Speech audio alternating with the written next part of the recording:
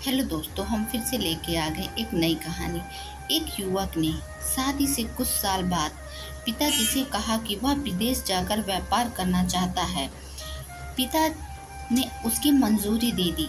युवक अपने माँ बाप और गर्भवती पत्नी को छोड़कर व्यापार करने विदेश चला गया। उसने विदेश में कड़ी मेहनत की और धन कमाया और वह बहुत अमीर सेठ बन गया। लगभग 15 वर्ष धन कमाने के बीत गए तो उसे वापस घर लौटने की इच्छा हुई।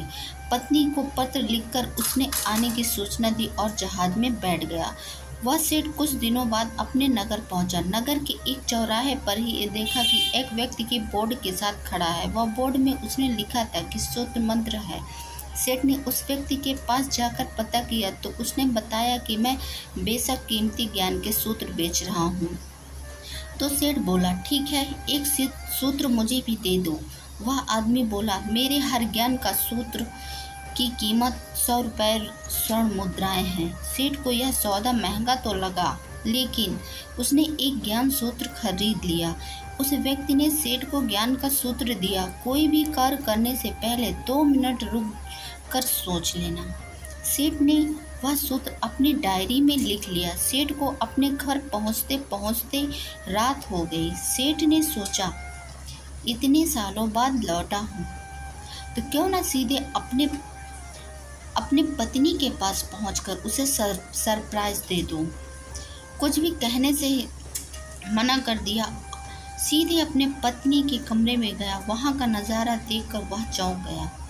उसने देखा कि उसकी पत्नी के साथ एक युवक सोया हुआ था। यह देखकर वह गुस्से से आग बबूला हो गया।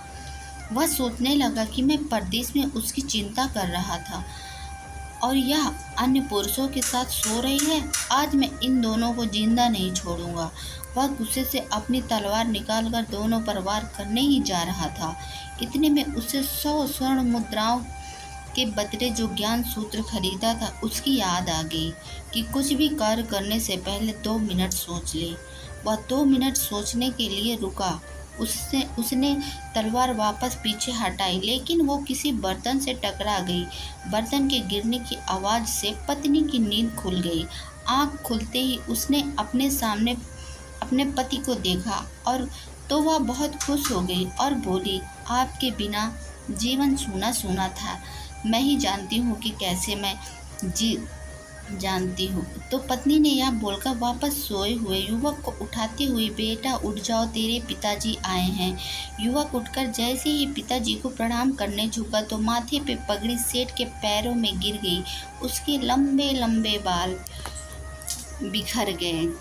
सेठ की पत्नी ने कहा, यह आपकी बेटी है, इसके सम्मान को कोई आँच न आए, इसलिए मैंने इसे बचपन से ही पुत्र के समान पालन पोषण और संस्कार दिए हैं। यह सुनकर सेठ की आंखों में आंसू की धारा बह निकली।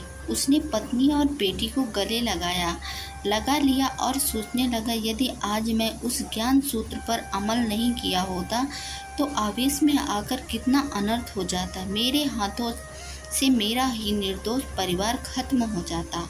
आशा करती हूँ आपको ये स्टोरी पसंद आई होगी। अगर पसंद आई होगी तो आप प्यारे प्यारे लाइक्स और प्यारे प्यारे कमेंट्स करेंगे। हम मिलते हैं आपको नेक्स्ट स्टोरी में। तब तक के लिए बाय बाय। आप लोग अपना ध्यान रखिए। बहुत जल्द हम मिलेंगे।